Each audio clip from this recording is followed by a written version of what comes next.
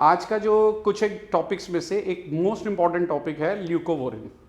मैं बार बार ये वाला सवाल पूछ चुका हूँ कि नई दवाई आई है ऑटिज्म को ठीक करने की, क्या हम अपने बच्चे को वो दवाई दे दें?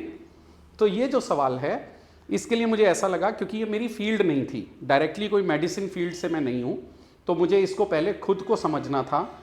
ये एक नई चीज़ थी, तो मैंने अपनी तरफ से जो समझने की कोशिश की है, प्रोफेशनल पॉइंट ऑफ व्यू से नहीं, एक पेरेंट पॉइंट ऑफ व्यू से। मतलब अगर मैं एक पेरेंट हूँ, मुझे क्या समझना है, मुझे क्या ढूंढना है, उसके हिसाब से मैंने इसको सारा स्टडी किया है। वो मेरी जितनी समझ आई है मैं आपसे शेयर कर रहा हूँ। डायरेक्टली एक डिस्क्लेमर ये लगा रहा हूँ कि मेरा जो ये काम है, ये कोई मेडिसिन स्पेशलिस्ट मैं नहीं हूँ, तो इसलिए मेरी इस पर कोई अथॉरिटी नहीं है। तो ये सिर्फ और सिर्फ एक जनरल पर्सन के पॉइंट ऑफ व्यू पर, मैं क्योंकि इस फील्ड सेक्टर में काम कर रहा हूँ, तो मैंने इस ल्यूकोवोरिन को समझने की कोशिश की है। जो मुझे अभी तक समझ आया है वो मैं आपसे शेयर कर रहा हूँ। तो इसको एक बार देखते हैं कि क्या वाकई ल्यूकोवोरिन मेरे बच्चे को अगर दिया जाए तो क्या उसका ऑटिज्म ठीक हो जाएगा, क्योंकि बहुत ज़्यादा इसके बारे में हाइप क्रिएट हुई है। सबसे पहले ये समझते हैं कि ल्यूकोवोरिन का मतलब क्या है, ये क्यों देते हैं, किनको देते हैं, और ऑटिज्म में इसका जिक्र क्यों हो रहा है बार बार। तो समझते हैं। ल्यूकोवोरिन मतलब विटामिन B9, एक केमिकल, मतलब इसका एक आगे जो केमिकल बनाया गया फॉलिनिक एसिड, उसको ल्यूकोवोरिन का नाम दिया गया। अब इसको समझने के लिए पहले हम ग्राउंड लेवल पर चलते हैं। फोलेट, फोलेट एक ऐसा विटामिन है जो हमारी बॉडी में नेचुरली हमारे खाने से हमें मिलता है, और ये एक ऐसा कंपोनेंट है जो कि हमारे ब्रेन की डेवलपमेंट के लिए बहुत इंपॉर्टेंट है।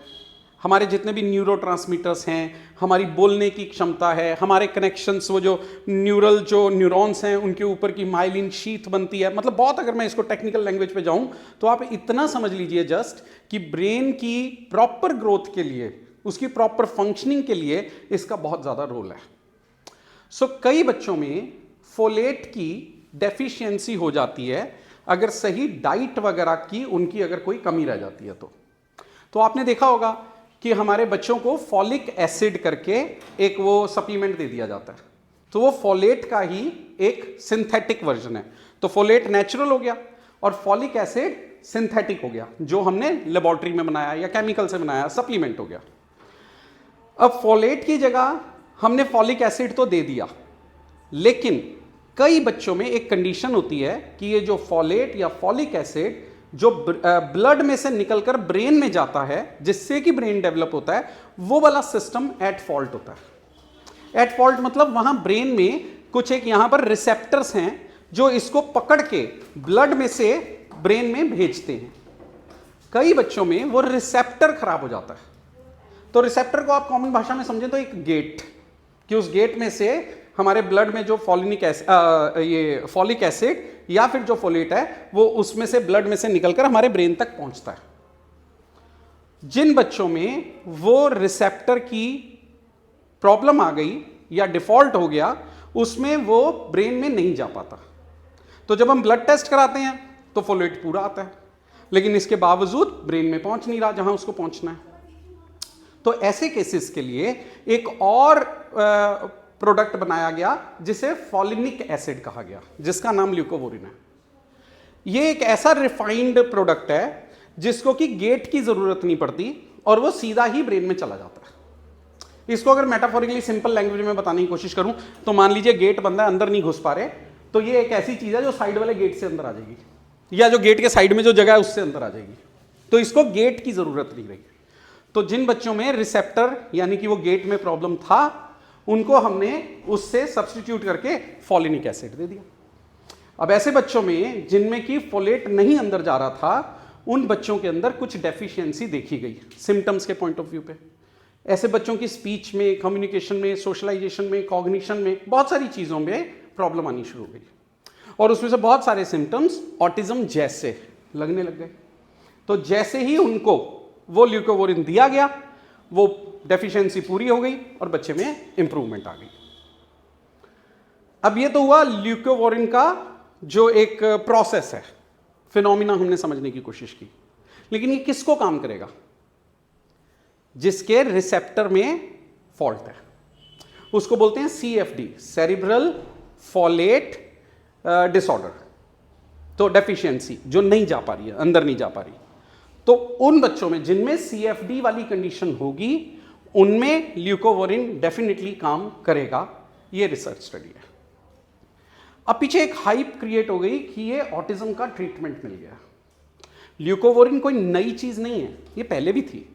ये पहले भी अगर इसका हम देखें तो मेडिकल सेगमेंट में इलाज मतलब इसका इस्तेमाल हो रहा था, जहाँ पर कि कुछ हमारे जो कैंसर के पेशेंट्स होते हैं उनकी कीमोथेरेपी के साइड इफेक्ट्स को कवर करने के लिए भी ये दवाई का इस्तेमाल हो रहा था। कुछ सीजर डिसऑर्डर में भी शायद उनकी मेडिसिन को भी कवर अप करने के लिए मेडिसिन यूज़ हो रही थी। तो ये मेडिसिन कोई नई नहीं है, मेडिसिन पहले भी थी। लेकिन अभी पीछे कुछ रिसर्च स्टडीज हुई जिससे कि ये पता चला कि ये ऑटिज्म के सिम्टम्स को इम्प्रूव कर रही है।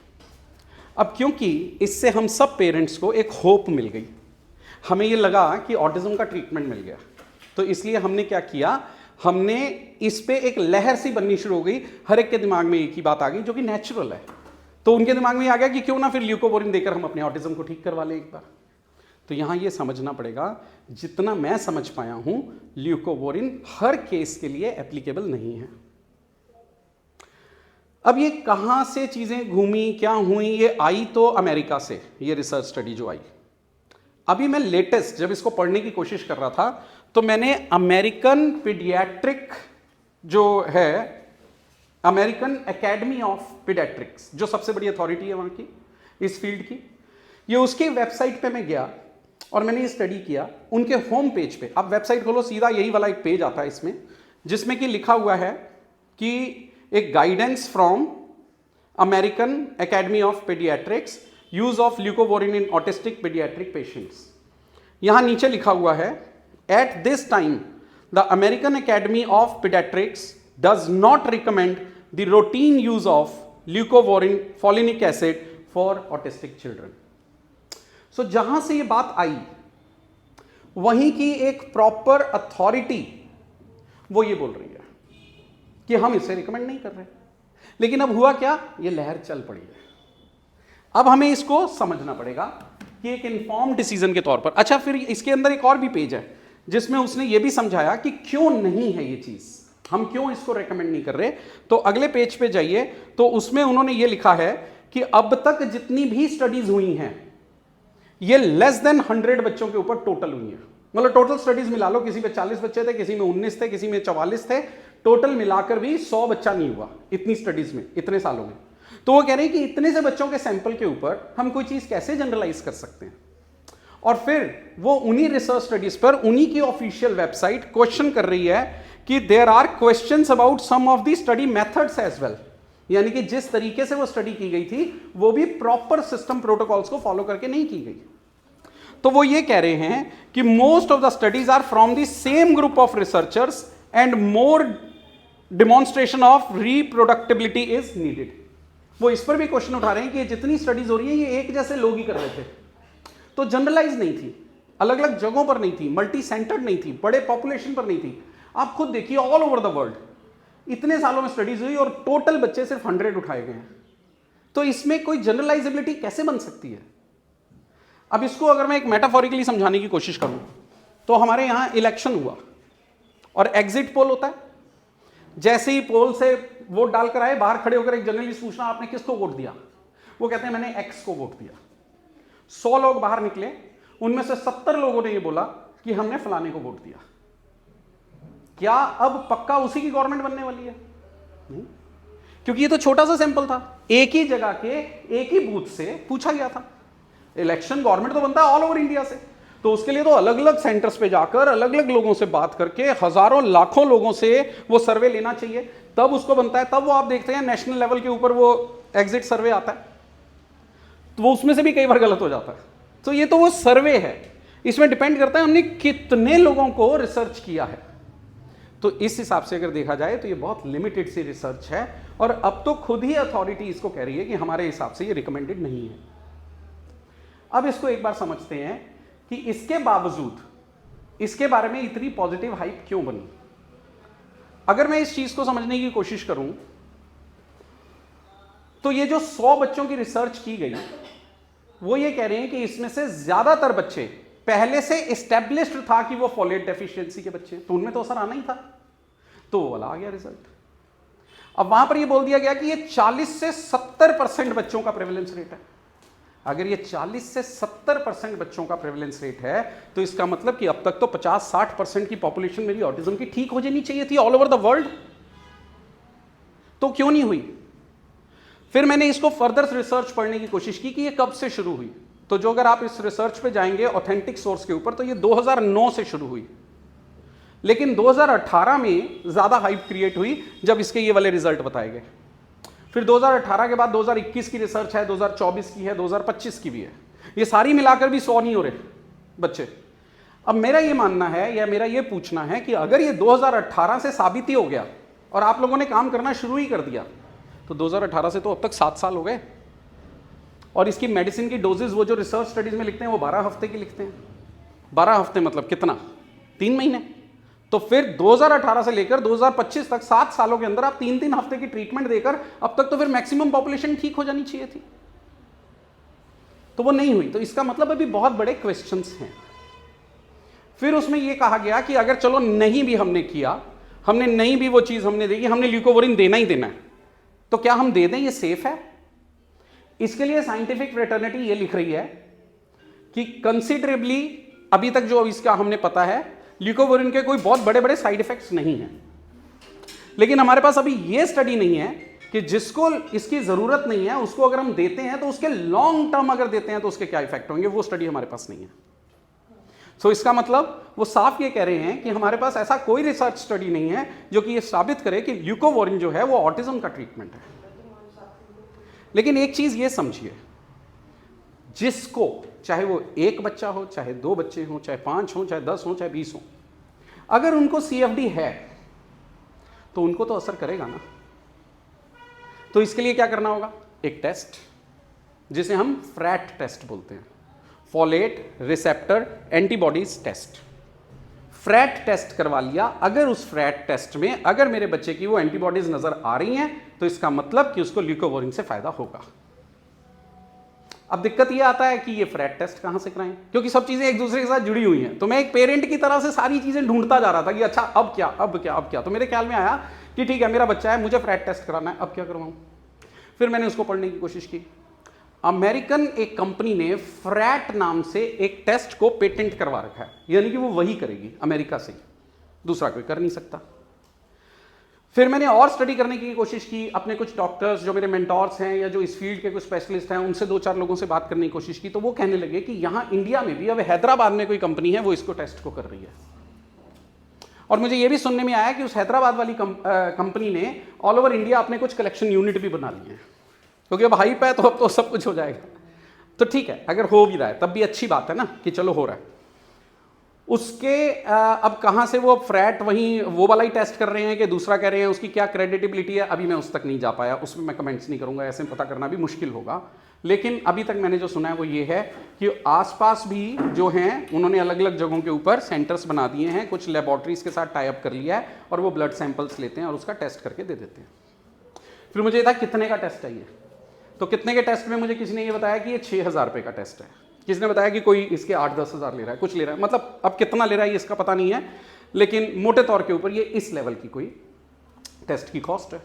तो अब मुझे ये समझ आता है कि अगर हम बहुत ज़्यादा क्यूरियस हैं तो हम ये टेस्ट करवा लें। ये टेस्ट अगर पॉजिटिव आ जाता है तो डेफिनेटली ल्यूकोवोरिन ज़रूर दे दें, बट ना करने के लिए I am not the right person.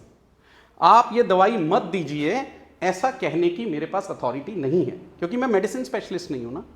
तो उसके लिए आप अपने डॉक्टर से, पीडियाट्रिक न्यूरोलॉजिस्ट से, जिनके साथ भी न्यूरो डेवलपमेंटल डिसऑर्डर्स के लिए आप कंसल्ट करते हैं, they are the right person, वो आपको इसके बारे में और बता देंगे। टेस्ट कहाँ कहाँ होते हैं मुझे लगता है कि उनको ये भी मालूम होना चाहिए, क्योंकि वो डायरेक्टली रिलेटेड है, तो वो कहीं ना कहीं आपको टेस्ट के लिए भी बता देंगे। अब इसको थोड़ा सा एक नेक्स्ट लेवल पर और समझने की कोशिश करते हैं। एक किसी को बुखार है, तो ये जो बुखार होता है ये किसी भी कारण से हो सकता है। मलेरिया से हो सकता है, टाइफाइड से हो सकता है, बैक्टीरियल इन्फेक्शन से हो सकता है, वायरल इन्फेक्शन से हो सकता है, ईश्वर ना करे लेकिन किसी को तो टीबी की वजह से हो सकता है, कैंसर की वजह से हो सकता है ना। तो बहुत सारी चीज़ों से हो सकता है। तो बुखार का इलाज तब होगा जब मुझे ये पता चलेगा कि ये कौन सा बुखार है। बुखार तो थकावट से भी हो जाता है कई बार, है ना। तो अगर किसी को मलेरिया है तो क्या टाइफाइड की दवाई देने से तो बुखार उतरेगा नहीं, और अगर किसी को टाइफाइड है तो उसको कोई अगर हम दूसरी कोई मेडिसिन दे देंगे, कोई वायरल इन्फेक्शन की या कोई बैक्टीरियल इन्फेक्शन, तो उससे नहीं उतरेगा। मतलब हर एक के लिए अलग दवाई देनी पड़ेगी।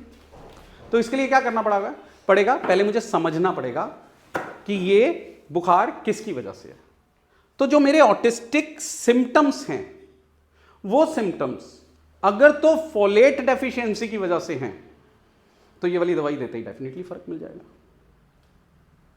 अब जब हम जनरली सबको कहने लग जाते हैं, हर डॉक्टर को इसको ल्यूकोवोरिन लिख दो, इसको ल्यूकोवोरिन लिख दो, क्योंकि हमने इसके बारे में सुना है, तो मैं इसके बारे में ये कह रहा हूं कि आपको मान लीजिए किसी को भी बुखार है, तो क्या वो डॉक्टर को जाकर बोलेगा कि मुझे कफ सिरप लिख दो?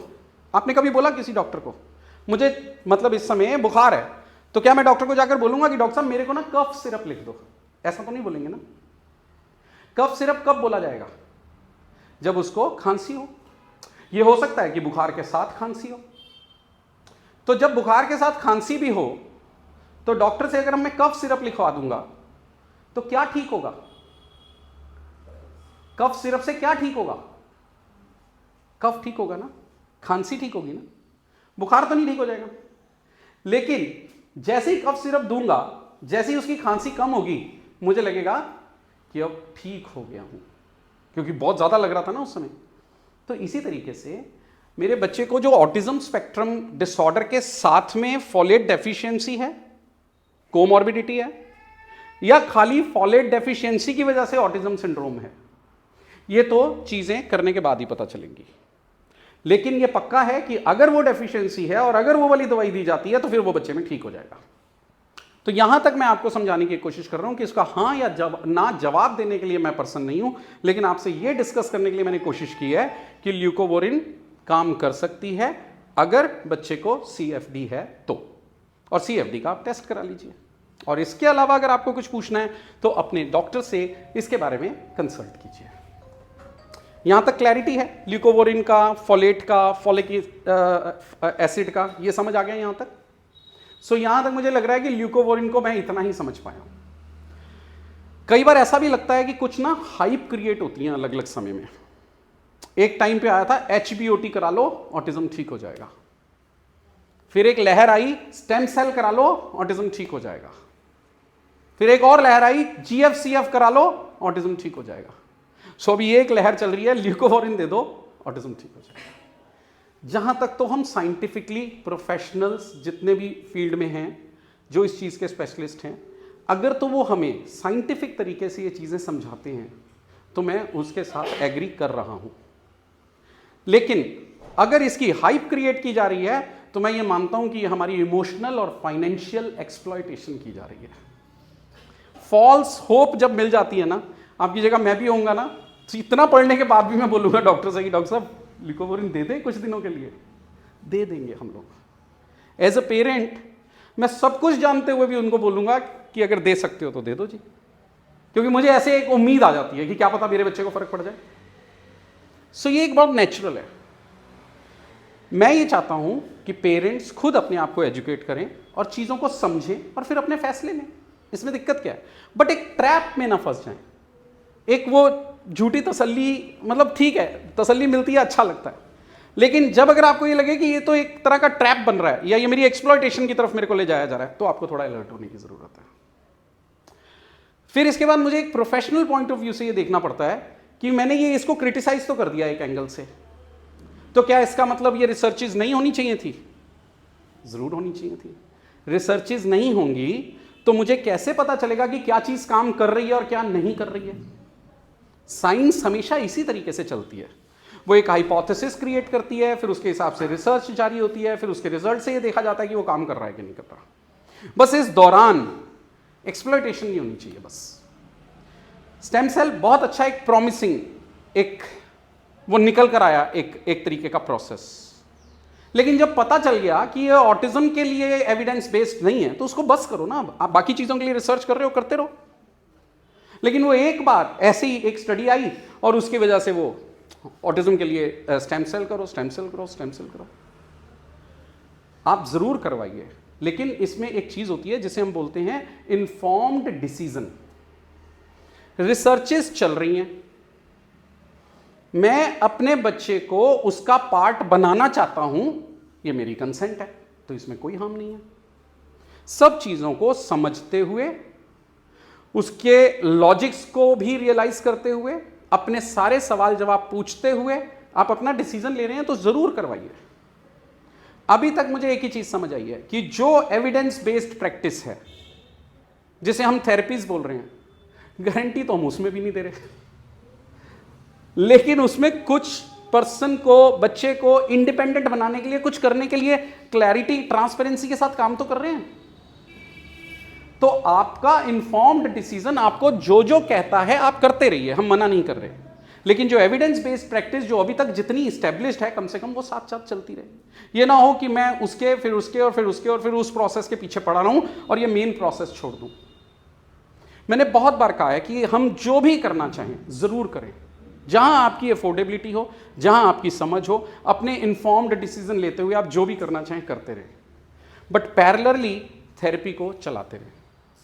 मैंने सुना जी, किसी के पास गए, थेरेपिस्ट के पास, उन्होंने कहा जी दवाई की जरूरत नहीं है।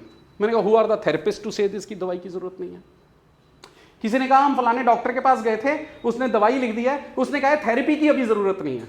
हु आर दे टू से कि थेरेपी की जरूरत नहीं है। जो प्रोफेशनल जिस फील्ड का स्पेशलिस्ट है वो अपने आप को उस दायरे तक रखे, दूसरे के दायरे में जाकर बोलने की क्या जरूरत है। डिस्कस करें और उसको पेरेंट्स के ऊपर इन्फॉर्म्ड डिसीजन छोड़ें।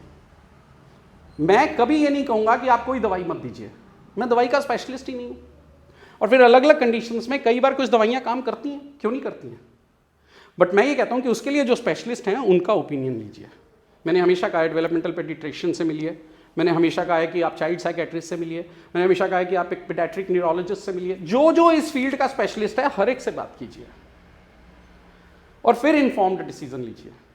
बच्चा ठीक होना चाहिए, सर्टिफिकेट नहीं चाहिए कि किससे ठीक हुआ। तो एक पेरेंट होने के नाते मेरे, कहते हैं ना, मेरे हथवश जो है मैं करांगा, सो कीप डूइंग दैट, लेकिन रियलिस्टिक एक्सपेक्टेशंस रखते हुए किसी भी एक चीज के पीछे ब्लाइंडली मत फॉलो कीजिए। एजुकेटेड पेरेंट बनिए, अपनी चीजों को जो भी आप सुन रहे हैं उनको एक रिलायबल सोर्सेज के साथ पहले वैलिडेट करने की कोशिश कीजिए, उनको वेरीफाई कीजिए, डिफरेंट ओपिनियन लीजिए। आज की डेट में नेट पे काफ़ी चीज़ें अवेलेबल हैं, हालांकि वो कई बार मिसगाइड भी कर जाती हैं, बट आप उसमें से देखिए कौन से रिलायबल सोर्सेज हैं। अब जैसे मैंने अगर आपको ये स्क्रीनशॉट्स दिखाए तो ये कहीं का कोई पेपर थोड़ी ना छपा हुआ है, ये तो अमेरिकन एकेडमी ऑफ पीडियाट्रिक्स का खुद का पेज है, ऑफिशियल पेज है। अब इस पर तो मैं डाउट नहीं कर सकता, तो फिर मुझे इसके ऊपर मानना पड़ेगा उनको। तो ये चीज़ें देखनी है कि कहीं कोई ये ना हो कि लहरों की लहरें चल रही हैं, पता नहीं किसके क्या बिजनेस प्रॉफिट्स हैं, पता नहीं क्या बिजनेस इंटेंशंस हैं, बट हमारी जो बच्चे की वो जो एक प्रीशियस और एक क्रूशियल टाइम पीरियड है, बस वो ना निकल जाए, ये हमें साथ में देखना है। तो इन नट शेल इस पूरे उसके लिए मैं यही बोलूँगा कि ल्यूकोवोरिन के लिए मैंने सिर्फ जो इन्फॉर्मेशन अभी तक समझी वो दी है, आपको देने के लिए मना नहीं कर रहा। उसके लिए आप प्रोफेशनल्स जो भी इसके स्पेशलिस्ट हैं, डॉक्टर्स हैं, उनसे मिलिए, टेस्ट भी करवाइए और उनसे दवाई के बारे में चीज़ें पूछिए भी। सो यही मेरा इसमें पॉइंट है। यहाँ पर अगर आपके ल्यूकोवोरिन के पॉइंट ऑफ व्यू से अगर किसी का कोई सवाल है तो पूछिए। एक दो बार नहीं, बहुत बार अलग अलग पेरेंट्स ने मुझसे बहुत बार सवाल पूछे। मैंने कहा I am not prepared, I am still studying, मेरे को नहीं समझ आ रहा, कोई हाँ कह रहा है कोई ना कह रहा है, मेरी एक जिम्मेदारी बनती है, मेरे को एक बार पहले समझ लेने दो। ये सितंबर में आई थी ये वाली बात जो प्रॉपरली आई, अभी नवंबर के निकला है, मतलब 2 महीने निकले हैं जस्ट इस बात को। और देखो 2 महीने में ही उन्होंने अपनी स्टेटमेंट दे दी है अमेरिकन एसोसिएशन ने। तो ये चीज़ें समझनी पड़ेंगी कि थोड़ा सा टाइम लगता है चीज़ों को समझने में, करने में। ठीक है, तो जिस बच्चे को जिस चीज़ की प्रॉब्लम है उसका ट्रीटमेंट अगर उसे मिल जाए और उसमें अगर सिम्टम्स की इम्प्रूवमेंट हो जाए तो इससे अच्छी बात और कोई भी नहीं है। तो हमें इन्फॉर्म्ड डिसीजंस लेने चाहिए। ठीक है, इसमें अगर किसी ने कोई सवाल है, कोई डिस्कस करना चाहता है तो कीजिए, कोई आपके कोई इनपुट हैं, आप कुछ पूछना चाहते हैं तो पूछिए। ठीक है, मोटे तौर पर कुछ समझ आया कि ये है क्या सारी चीज़, है ना। तो सब चल रहा है और ये रिसर्चेज होनी चाहिए। मुझे ये पता है, ये जितना डेस्परेटली पूरी दुनिया में इतनी सारी रिसर्चेज चल रही है ना, देखना इसी में से कोई एक हमारा रिजल्ट निकल आएगा। हम लोग बहुत होपफुल हैं इस चीज़ से। क्या पता सच में किसी दिन ऐसे ही एक्सपेरिमेंट करते। सारे आज तक जितने एक्सपेरिमेंट हुए हैं ट्रायल कर ही तो हुए हैं। मैं खुद मतलब मैं अगर ये बात करूं तो मैंने डॉक्टरेट की हुई है, मैं पीएचडी हूं, उसमें बेसिक वर्ड आता है रिसर्च। रिसर्च का मतलब क्या है? रिसर्च मतलब जो हुआ है उसमें और रिसर्च करो और करो और करो और करो, करते करते हम शायद किसी पॉइंट पे पहुंच जाते हैं। और आज तक साइंस ने जितनी तरक्की की है इसी तरीके से तो की है। बहुत सारी चीजें की, फेल हो गई, दूसरा ट्राई किया वो फेल हो गया, तीसरा ट्राई किया फेल हो गया, करते गए करते गए करते गए और एक दिन मिल गया, हाँ ये हो गया। अब ये प्रोसेस थोड़ा लंबा हो सकता है बट तरीका यही है। सो इसलिए ये जितनी भी पॉइंट्स पीछे निकल कर आए हैं वो सारों से मैं सहमत हूं। ये अगर हम हाइपोथेसिस क्रिएट नहीं करेंगे तो हम कभी भी इसका ट्रीटमेंट शायद खोज नहीं पाएंगे। तो प्रोसेस यही है, हमें इसके साथ करना है, हम इसको सपोर्ट करते हैं। अब मैं अगर ये बोलूँ ल्यूकोवोरिन मिल गया, मैं कुछ नहीं, प्रिवलेंस रेट 40-70% छोड़ो, मैंने कहा 4 से 7% ही है सपोज, हालांकि ऐसा कहीं कोई डाटा नहीं है, मैंने कहा 4 से 7% ही है, 4 से 7 बच्चे तो ठीक हो गए है ना। तो वो चीज़ मुझे समझना है कि हो रहा है तो हम इसके साथ हैं, लेकिन सभी लॉजिक्स को ध्यान में रखते हुए, ब्लाइंडली नहीं, किसी को भी ब्लाइंडली फॉलो नहीं करना, किसी को भी नहीं, मेरी बात को भी नहीं, उसको फर्दर आपने वेरीफाई करना है।